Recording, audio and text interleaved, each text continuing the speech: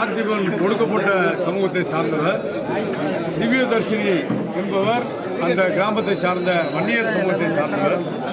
இரண்டு பேருக்கும் இடையில மிக ஒரு அருமையான அன்பு உருவாகி வந்திருக்கிறது. இரண்டு பேரும் காதலித்து வந்துள்ளனர். உரிய வயதை எட்டிய பிறகு திருமணம் செய்து கொள்ளலாம், பெற்றோருடைய சம்மதத்தோடு செய்து கொள்ள வேண்டும் என்றுதான் இரண்டு பேருமே விரும்பி இருக்கிறார்கள்.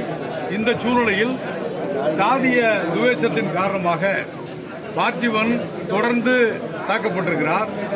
பார்த்திபனுடைய தந்தை மாரிமுத்து அவர்களை அந்த பிற்படுத்தப்பட்ட பகுதியை சார்ந்தவர்கள் வந்திருந்து உன்னுடைய மகனை சொல்லி வைத்துக்கொள், அவனுடைய உயிருக்கு உத்தரவாதம் இல்லை என்கிற முறையில் கடந்த 3 மாத காலத்தில் 4-5 முறை மாரிமுத்து மிரட்டப்பட்டிருக்கிறார்.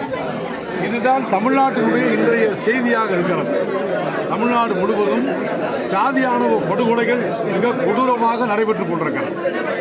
இந்த பிள்ளைகளினுடைய சாதி மறுப்பு காதலை ஏற்கிற மனநிலை இங்கே உருவாவதற்கு பதிலாக கல்வியை, அறிவியலை எல்லாவற்றையும் ஊடறுத்து காதலுக்கு எதிராக சாதி வெறியர்கள் தமிழ்நாட்டில் கிளப்பி விட்டிருக்கிற பற்ற வைத்திருக்கிற தீ எல்லா குடும்பங்களையும் ஆட்டி பறக்கிறது.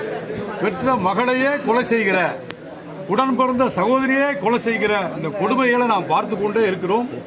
கடந்த 5 மாத காலத்தில் தமிழ்நாட்டில் 20க்கும் மேற்பட்ட சாதியானவ படுகொலைகள் நடந்திருக்கிறது. எனவேதான் மாநில அரசு இதில் உடனடியாக தலையிட வேண்டும். நீதிபதி KN பாஷா அவருடைய ஆணையத்தினுடைய பரிந்துரையை உடனடியாக அரசாங்கம் பெற்று இந்த சாதியானவ படுகொலைக்கு எதிரான சிறப்பு சட்டம் இயற்ற வேண்டும் என்று நாங்கள் கோருகிறோம். இது நமக்கு எல்லோருக்குமே தெரியும். சாதி மறுப்பு காதல் செய்ததற்காகத்தான் இந்த 2 பேரும் திவ்யதர்ஷினியும் பார்த்திபனும் இன்றைக்கு நம்மோடு இல்லை.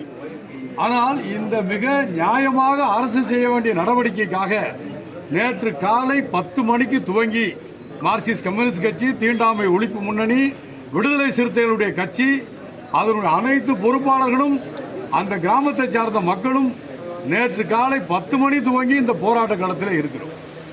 மிக அரசு சட்டப்படி பதிவு செய்யப்பட வேண்டிய வழக்கை பதிவு செய்வதற்காக இவ்வளவு பெரிய போராட்டத்தை நடத்த வேண்டிய நிலைமை இருக்கிறது.